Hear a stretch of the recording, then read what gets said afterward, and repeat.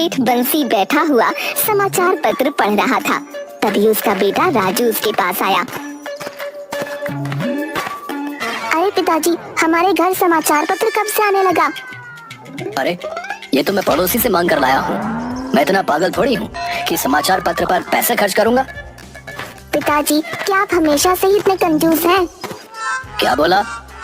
गुस्सा क्यों होते हो? राजू सही सवाल तो कर रहा है। इसको वो बताओ ना, जब इसका जन्म हुआ था तब तुमने क्या किया था? हाँ पिताजी, बताओ ना, बताओ ना। ठीक है, बताता हूँ। रज्जो, अरे ओ रज्जो, अरे चाय पिला दो। घर में दूध नहीं है। तो बिना दूध के बना लो। वैसे भी तो मैं बिना दूध की ही चाय पीता हूँ, क्योंकि वो सेहत के लिए अच्छी होती है भाई। सेहत के लिए या जेब के लिए? जेब सही रहेगी तभी तो सेहत भी सही रहेगी। हाँ, मैं जानती हूँ आपकी सारी बातें। वैसे घर में चीनी भी नहीं है। अरे तो चीनी कौन सी बहुत अच्छी चीज है। शहर में कोई चीनी भी नहीं खाता भाई। जाओ, बिना चीनी और बिना दूध की चाय ले आओ, जाओ। हाय हाय, चीनी नहीं, दूध नहीं, तो चाय में भला क्या होगा? चाय की पत्ती तो होगी। सबसे अहम चीज तो वही है। तुम लोगों ने ना फालतू के खर्चे बढ़ा कर रखे हुए हैं और ज्यादा गैस फूकने की जरूरत नहीं है। 1 मिनट से ज्यादा मत पकाना चाय को। रज्जो पैर पटकती हुई वहाँ से चली जाती है और 1 मिनट के अंदर उबले हुए पानी में चाय की पत्ती डालकर ला देती है।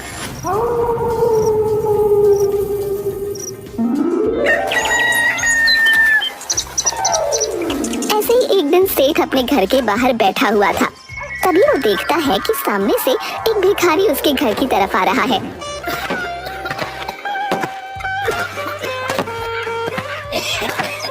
अरे ये भिखारी तो मेरी ही तरफ आ रहा है।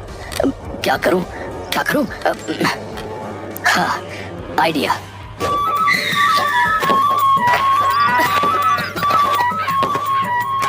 अरे घर में कोई है क्या?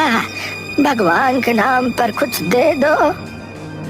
अरे मैं बहुत देर से इस घर के बाहर बैठा भीख मांग रहा हूँ, पर घर में कोई है ही नहीं शायद। मुझे बहुत तेज भूख लगी है, क्या तुम मुझे कुछ दे सकते हो? हाँ, अभी पिछले घर में मुझे 2 रोटियां मिली थी। लो, एक तुम रख लो।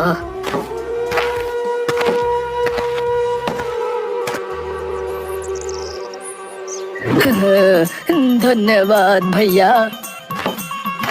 रोटी देकर वो भिखारी वहाँ से चला जाता है और तभी सेठ की पत्नी बाहर आ जाती है। मैं अंदर से सब देख रही थी कि आपने क्या किया। उस भिखारी को देने की बजाय आपने उससे उल्टा ले लिया। ये है सेठ का दिमाग, समझी? ऊपर वाले से खौफ खाइए। नहीं, मैं तो ये रोटी खाऊंगा। तभी अचानक रज्जो बेहोश होकर गिर पड़ती है। हे भगवान, खर्चा! अरे मतलब रज्जो, क्या हुआ तुम्हें? सेठ रज्जो को उठाता है और तब तक आसपास वाले लोग भी भागते हुए आ जाते हैं।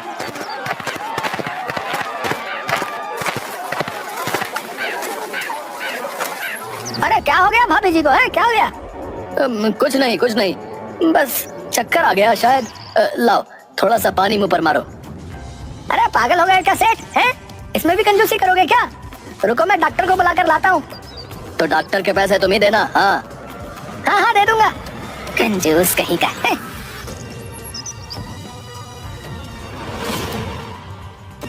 वो आदमी डॉक्टर को बुलाकर लाता है। डॉक्टर बताता है कि रज्जो माँ बनने वाली है। ये सुनकर सब बहुत खुश होते हैं, पर सेठ कहता है, ये लो, और खर्च बढ़ेगा अब। ये कैसी बातें कर रहे हैं आप? इतनी ही चिंता थी पैसे की तो शादी ही क्यों की? वो तो अरे छोड़िए। तब रज्जो अपने बटुए में से 100 का नोट निकाल कर डॉक्टर को देती है। ये देखकर सेठ अपने दिल पर हाथ रखकर वहीं बैठ जाता है। हाय राम, ये तुमने क्या कर दिया रज्जो? मुझे ऐसा लग रहा है जैसे मेरी जान निकल रही है। अरे शुभ शुभ बोलो जी, हमारे घर में एक नई जान आने वाली है और आप जान जाने की बात कर रहे हो। बेटा ही पैदा करना भाग्यवान, कम से कम वो कमा कर तो लाएगा। बेटी तो सिर्फ खर्चा कराती है। पालो पोसो और शादी करके दहेज के साथ दूसरे के घर भेज दो। ना बाबा ना, अगर लड़की हुई तो मैं हार्ट अटैक से मर जाऊंगा। ये बोलकर सेठ वहीं लेट जाता है और 100 रुपये जाने के गम में कई दिन तक बीमार पड़ा रहता है। देखते ही देखते 8 महीने गुजर जाते हैं और एक दिन एक साधु उनके घर आते हैं, जो रज्जो से कहते हैं कि अगर उसे लड़का हुआ तो उसे एक भंडारा कराना पड़ेगा, वरना बच्चा कुछ ही दिन में मर जाएगा। ये बात वो सेठ को बताती है।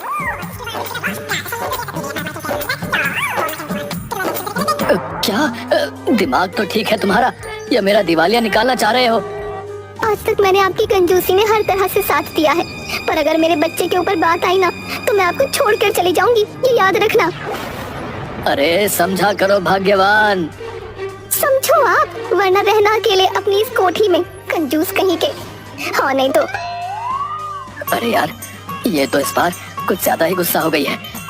चलो अच्छा, जैसा तुम कहो वैसा कर दूंगा। अब तुम आराम करो, मैं मंदिर होकर आता हूँ। अच्छा।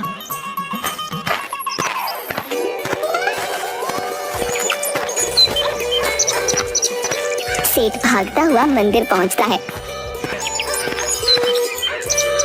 और पुजारी से कहता है, पंडित जी, मैं आपको एक समय का भोजन करा दूंगा, पर आप कुछ ऐसा हवन या कुछ करो जिससे मेरी पत्नी की बेटी हो। कल तक तो आप चाह रहे थे कि आपका बेटा हो। हाँ, पर मेरी बीवी को पता नहीं कि साधु ने बोल दिया कि अगर बेटा हुआ तो भंडारा कराना पड़ेगा। अब वो मेरे पीछे पड़ी है कि बेटा हुआ तो हर हाल में भंडारा कराना ही होगा। पर मैं इसमें कुछ नहीं कर सकता। लड़का और लड़की तो भगवान की देन है। अरे यार। सेठ खुद वहाँ बैठकर पूजा करने लगता है और प्रार्थना करता है कि उसकी पत्नी को बेटी हो, लेकिन उसकी पूजा काम नहीं आती और उसकी पत्नी एक बेटे को ही जन्म देती है।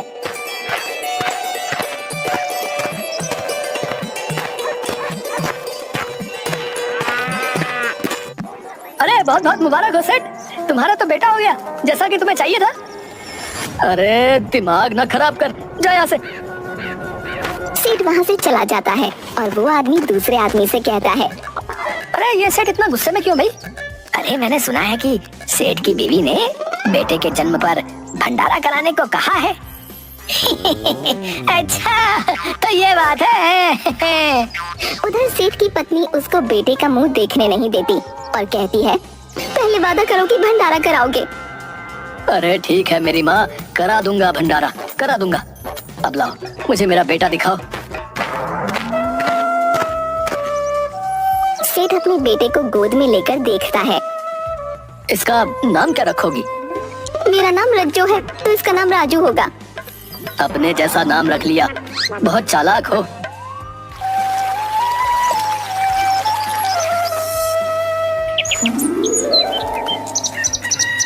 अगले दिन सेठ बाहर निकलता है और लोगों से बावर्ची का पता पूछता है।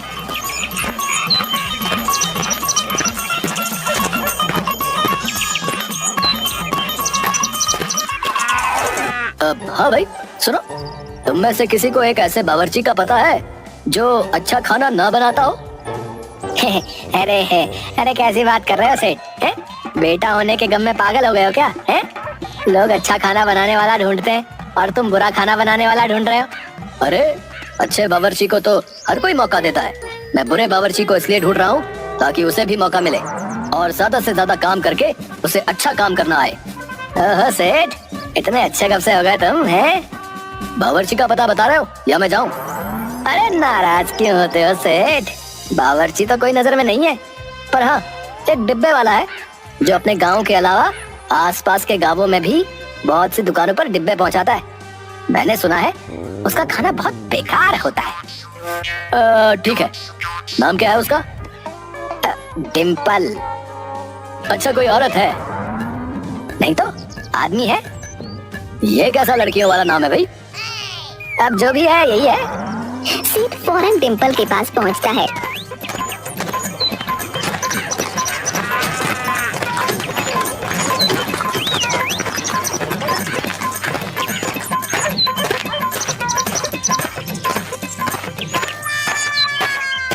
डिम्पल, मुझे भंडारा कराना है पूरे गांव के लिए। बना लोगी ना खाना? ए बना लोगी नहीं, बना लोगे कहो सेठ, मैं आदमी हूँ आदमी।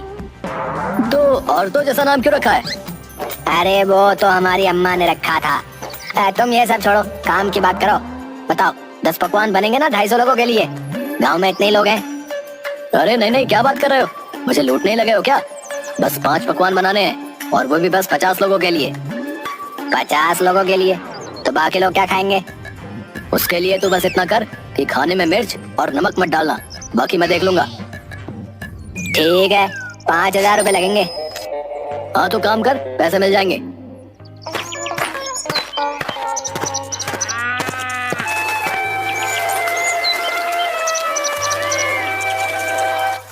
भंडारे का दिन आ जाता है। खाना बनकर तैयार था और लोग भी आने लगे थे। मेरी बात गौर से सुन ले डिम्पल, अभी भंडारा चालू मत करना, और जब लोग तेरे पास आए तो उनसे कहना कि पहले सेठ के लड़के की मुंह दिखाई करो, फिर भंडारा शुरू होगा, समझी? ए समझी नहीं समझा, मैं आदमी हूँ सेठ, आदमी। हाँ तू समझ गया ना बस। लोग इंतजार करते करते थक जाते हैं और फिर जाकर डिम्पल से भंडारा शुरू करने को कहते हैं।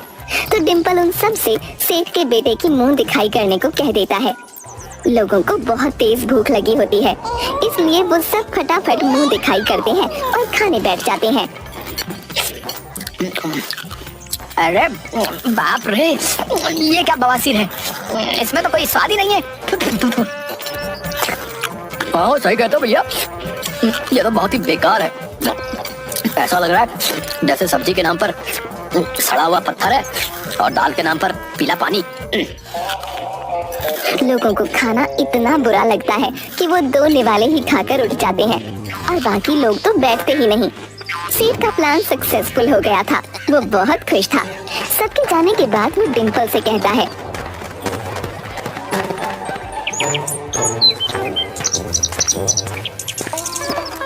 लो हो गया सबका भंडारा, 5000 का खाना बना। मुश्किल से लोगों ने 100 रुपए का खाया और मुंह दिखाई में टोटल 10,000 देकर गए। बात बड़े वाले हो तुम सेठ, है? पर अब इस बचे हुए बेकार खाने का क्या करोगे? अरे मैं बताता हूँ ना, पहले तो सारी प्लेटों का खाना वापस पतीले में डाल लो और फिर उसमें नमक मिर्च मिलाओ। झूठा खाना खिलाओगे क्या लोगों को? अरे तुझे नहीं खिलाऊंगा, तू क्यों रो रही है? ए आखिरी बार कह रहे हो सेठ, मैं आदमी हूँ आदमी। हाँ ठीक है ठीक है, अब फटाफट जो कहा है वो कर। डिम्पल सारी प्लेट का खाना वापस पतीलों में डालता है और उसमें नमक मिर्च डालकर उसे सही कर लेता है।